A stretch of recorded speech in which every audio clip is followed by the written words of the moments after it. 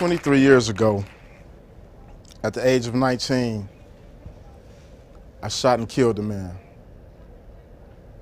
I was a young drug dealer with a quick temper and a semi-automatic pistol. But that wasn't the end of my story. In fact, it was the beginning. In the 23 years since, there's a story of acknowledgement, apology, and atonement. But it didn't happen in the way that you might imagine or think. These things occurred in my life in a way that was surprising, especially to me. See, like many of you, growing up, I was an honor roll student, scholarship student, with dreams of becoming a doctor. But things went dramatically wrong when my parents separated and eventually divorced. The actual events are pretty straightforward. At the age of 17, I got shot 3 times standing on the corner of my block in Detroit. My friend rushed me to the hospital. Doctors pulled the bullets out, patched me up, and sent me back to the same neighborhood I got shot. Throughout this ordeal, no one hugged me, no one counseled me, no one told me I would be okay. No one told me that I would live in fear, that I would become paranoid, or that I would react hyperviolently to being shot. No one told me that one day I would become the person behind the trigger. 14 months later, at 2 a.m., I fired the shots that caused the man's death. When I entered prison, I was bitter, I was angry, I was hurt. I didn't want to take responsibility. I blamed everybody from my parents to the system. I rationalized my decision to shoot because in the hood where I come from, it's better be the shooter than the person getting shot. As I sat in my cold cell, I felt helpless, unloved, and abandoned. I felt like nobody cared.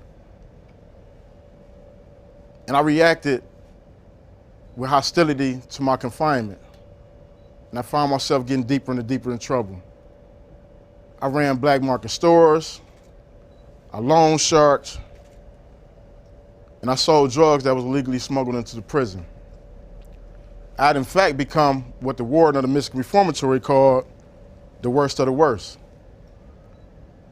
And because of my activity, I landed in solitary confinement for 7.5 years out of my incarceration.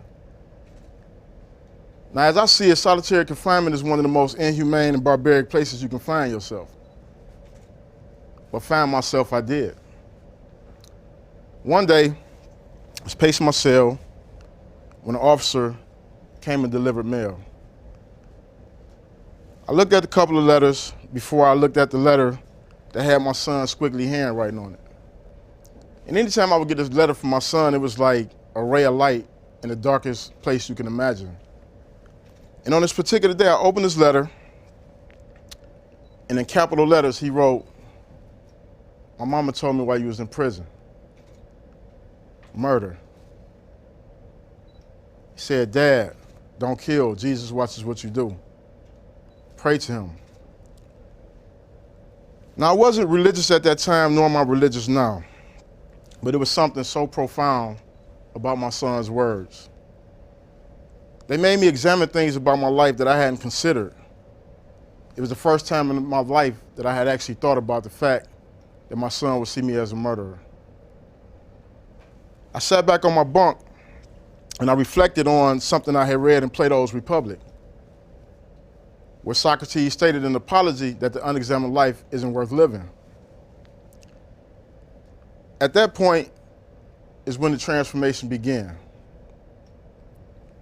But it didn't come easy. One of the things I realized was part of the transformation is that there were 4 key things. The first thing was I had great mentors. Now, I know some of y'all are probably thinking, like, how do you find a great mentor in prison? But in my case, some of my mentors who are serving life sentences were some of the best people to ever come into my life, because they forced me to look at my life honestly. And they forced me to challenge myself about my decision making. The second thing was literature. Prior to going to prison, I didn't know that there were so many brilliant black poets, authors, and philosophers. And then I had the great fortune of encountering Malcolm X's autobiography. And it shattered every stereotype I had about myself. The third thing was family. For 19 years, my father stood by my side with an unshakable faith because he believed that I had what it took to turn my life around. I also met an amazing woman who is now the mother of my 2-year-old son, Sekou. She taught me how to love myself in a healthy way.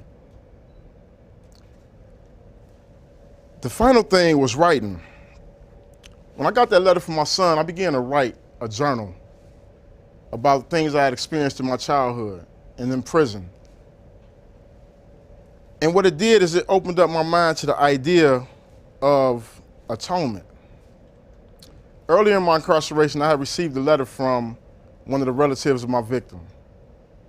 And in that letter, she told me she forgave me because she realized I was a young child who had been abused and had been through some hardships and just made a series of poor decisions. It was the first time in my life that I ever felt open to forgiving myself.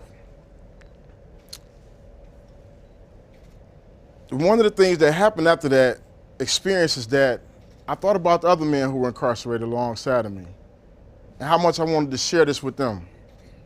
And so I started talking to them about some of their experiences.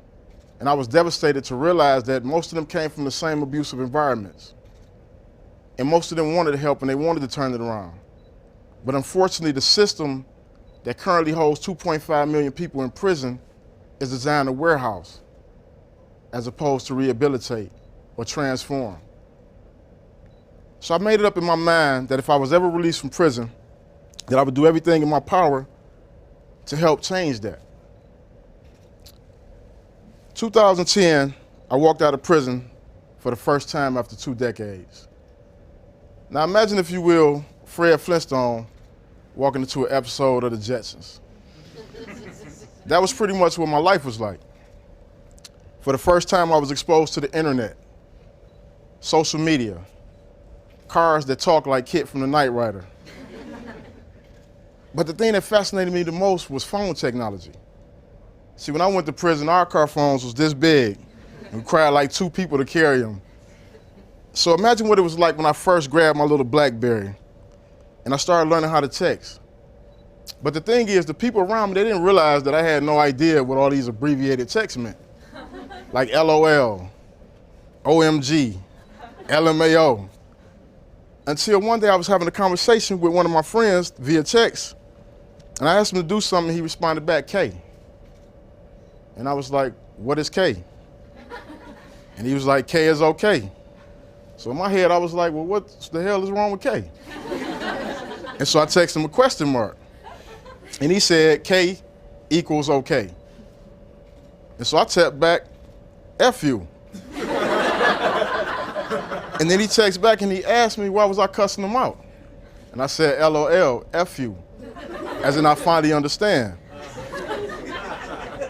And so, fast forward 3 years, I'm doing relatively good.